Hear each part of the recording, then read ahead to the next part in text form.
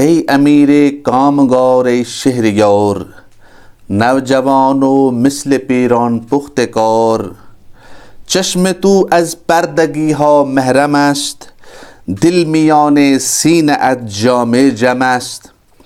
عزم تو پاینده چون کهسار تو، حزم تو آسان کند دشوار تو. همت تو چون خیال من بلند، ملت صد پاره شیرازه بند.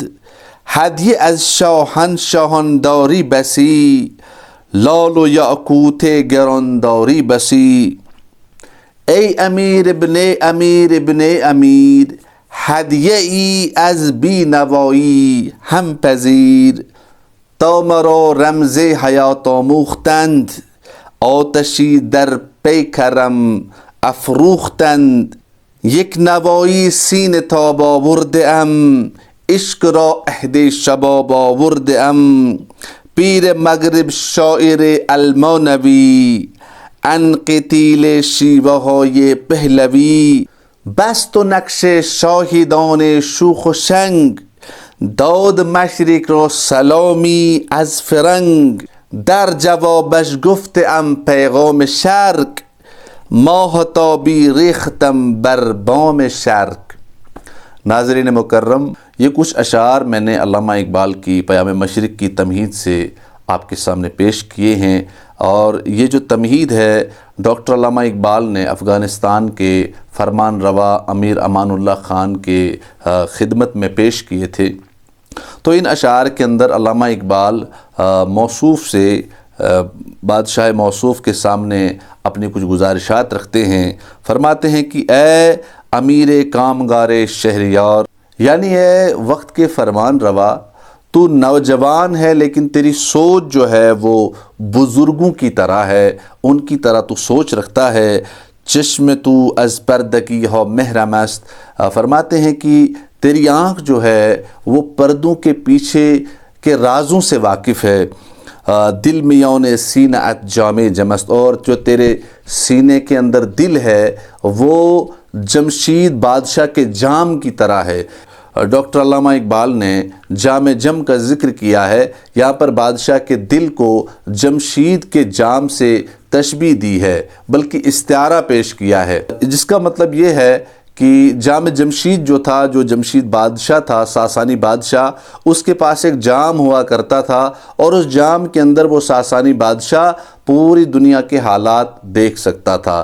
یہاں پر یہ استعارہ باندھنے کا مطلب یہ ہوا کہ جس طرح سے جمشید بادشاہ اپنے جام کے اندر پوری دنیا کے حالات دیکھتا تھا، اسی طرح سے تو یعنی اے بادشاہ، تیرا دل جو ہے وہ معلومات سے پر ہے، ان تمام اسرار و رموز سے آگاہ اور واقف ہے جو دنیا کے اندر تیرے آس پاس ہو رہے ہیں۔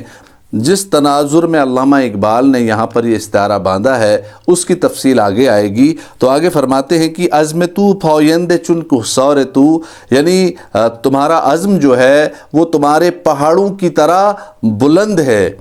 چونکہ افغانستان کا کافی علاقہ پہاڑوں پر مشتمل ہے، پہاڑی سلسلے پر مشتمل ہے، اس لیے علامہ اقبال نے یہاں پر بادشاہ کے عزم کو پہاڑوں سے تشبیہ دی ہے۔ حزم تو آسان کھنت دشوار تو، اور آپ کا جو حزم ہے وہ تمہاری مشکلوں کو آسان کرتا ہے۔ ہمت تو چن خیال من بلند، یہاں پر ڈاکٹر علامہ اقبال نے بادشاہ کی ہمت کو اپنی سوچ کے ساتھ تشبیہ دی ہے۔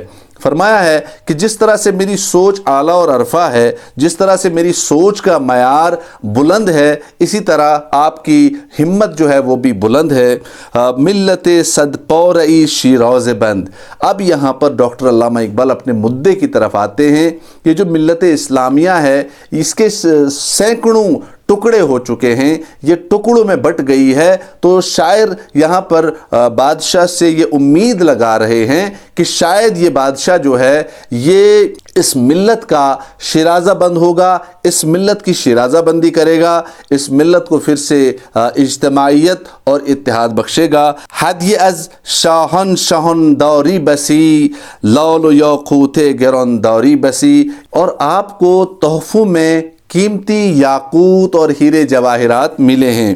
ای امیر ابن امیر ہدیہ‌ای از بی نوائی ہم پذیر، آپ کے پاس بادشاہوں کے بھیجے ہوئے قیمتی یاقوت و لال جو ہیں تحائف کے طور پہ موجود ہیں۔ میرے پاس اس طرح کے کوئی قیمتی لال و یاقوت تو نہیں ہے جو میں آپ کی خدمت میں پیش کر سکوں، البتہ میرے پاس پیام مشرق ہے جو میں نے جرمنی کے مشہور و معروف شاعر گوئٹے کے دیوان مغرب کے جواب میں لکھی ہے۔ وہ یہ پیام مشرق ہے جو میں آپ کو پیش کر رہا ہوں۔ تا مرا رمز حیات آموختند، آتشی در پیکرم افروختند، جب سے مجھے زندگی کے راز سکھائے گئے ہیں تب سے میری زندگی کے پیکر میں آگ لگائی گئی ہے، جیسے آگ لگی ہوئی ہے۔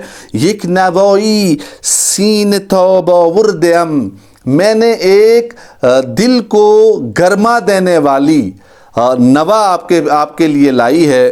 عشق رو عہد شباب آوردم، اور میں نے عشق کے لیے از سر نو جوانی کا پیغام لایا ہے، یعنی میں نے عشق کو از سر نو بیان کیا ہے اپنے لفظوں میں، اپنے تصور اور خیالات کے تناظر میں نے عشق کو اپنے حساب سے نئے طریقے سے پیش کیا ہے۔ پیر مغرب شاعر المونوی ان قتیل شیوہ یہ پہلوی، یعنی یہ جو پیام مشرق میں نے لکھی ہے یہ میں نے المانوی یعنی جرمنی کے مشہور و معروف شاعر گوئٹے کے جواب میں لکھی ہے۔ بست نقش و شاہدان شوخ و شنگ، دود مشرق رو سلامی از فرنگ، گوئٹے نے دیوان مغرب لکھ کر مشرق کو سلامی پیش کی ہے، ہدیہ پیش کیا ہے۔ در جوابش گفتم پیغام شرق، ماہتابی ریختم بر شام شرق، یعنی میں نے گوئٹے کے دیوان مغرب کے جواب میں یہ پیام مشرق لکھا ہے، اور مشرق کے آسمان پر، مشرق کے افق پر میں نے ایک چمکتا ہوا چاند طلوع کرایا ہے جس کا عنوان پیام مشرق ہے۔ اور یہ پیام مشرق ڈاکٹر علامہ اقبال کے اپنے مخصوص فلسفے اور نظریات پر مشتمل ہے۔ اس تمہید کے باقی ماندہ اشعار پر انشاءاللہ آئندہ ویڈیو کے اندر گفتگو ہوگی۔ تب تک کے لیے السلام علیکم ورحمۃ اللہ وبرکاتہ۔ یار زندہ صحبت باقی است۔